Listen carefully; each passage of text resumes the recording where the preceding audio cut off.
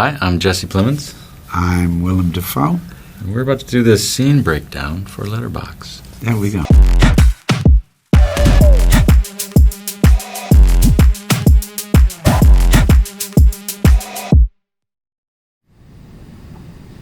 Good afternoon, Robert. Don't just stand there, sit down. Were you waiting long? No, 15 minutes or so. Your hair's nice like that. Don't get it cut. Let it grow a little longer. And you've lost more weight, I think. Skinny men are the most ridiculous thing there is. We've gone over this before. You must put on a few pounds. I told you that last time. But I have. You most certainly have not. You're even skinnier now. We'll have to take another look at your eating plan for the week. Was that the first I think scene? that may have been the first. It was early on, for sure. For the first scene between us, it was all the office stuff, where basically the rules of their relationship are set down.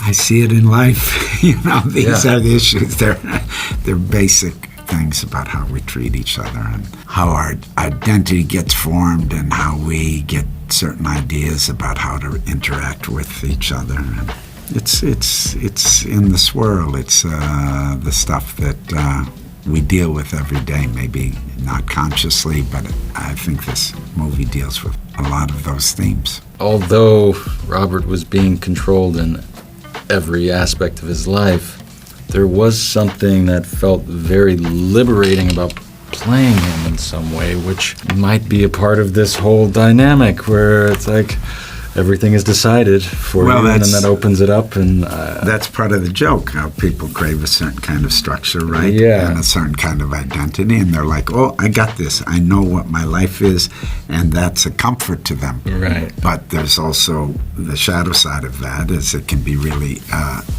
oppressive and really can stunt them.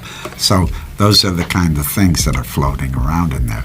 And then for us as actors, I think part of the fun was play those scenes, play those actions, but also deal with the shadow side. Like I love to play these scenes where I'm being very brutal with them, but I try to do it in the most loving way. This is my gift to him. This structure, this guidance, this control of him is a gift to him. That's kinky, but I think it exists. It exists somewhere in our relationships, and it's not just interpersonal. It's politics. It's business relationships. It's all over the place. So when we start to pick those things apart, I think it's kind of interesting and can be food for thought and can make us learn something that really wakes us up and energizes us. I remember having the thought and the feeling once we had started is that it felt like test, a game, where is the line for you, Is it here? No?